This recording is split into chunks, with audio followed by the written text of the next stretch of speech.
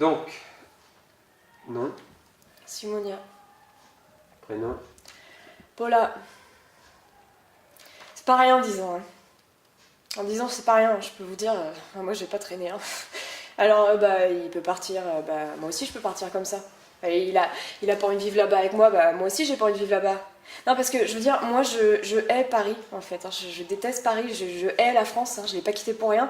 Et voilà, moi, je suis quelqu'un qui s'adapte. Vous comprenez, je suis quelqu'un qui s'adapte. Moi, même les trucs vaseux, je m'adapte.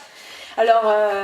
Il m'a dit qu'il fallait que je grandisse, que l'image qu'il avait eue, qu'il avait aimé photographier en moi, c'était pas moi, c'était la femme qui poussait en moi. Ça veut dire quoi la femme en moi? Ça veut rien dire la femme en moi. Donc moi je lui ai demandé, alors je suis qui pour toi hein? Je suis qui pour toi? Après toutes ces années, je suis qui pour toi?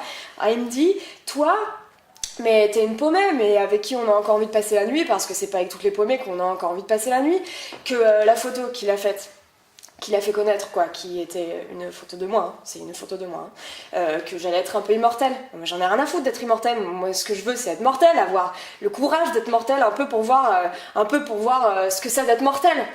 Donc, vous comprenez, ça commençait à faire un peu beaucoup, là, avec le décalage horaire, en plus.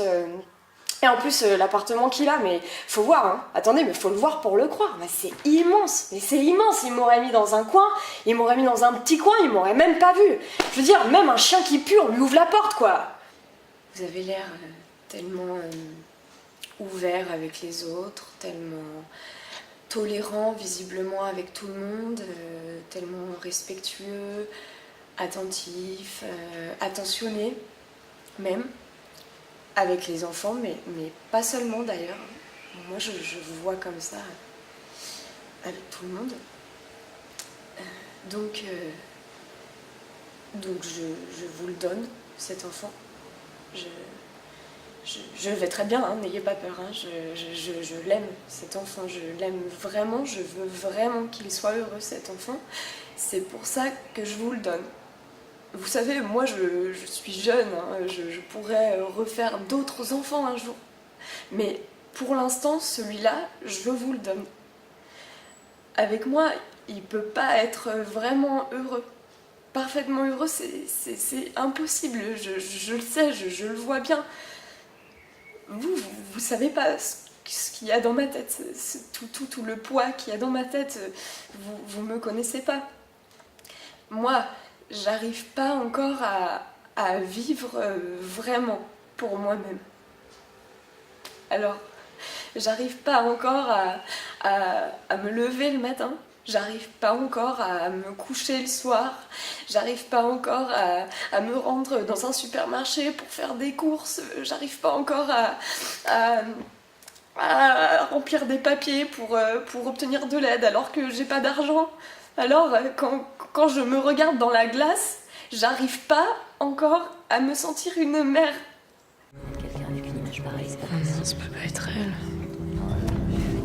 Mais c'est pas elle quand même. Elle lui ressemble, mais on dirait que c'est elle.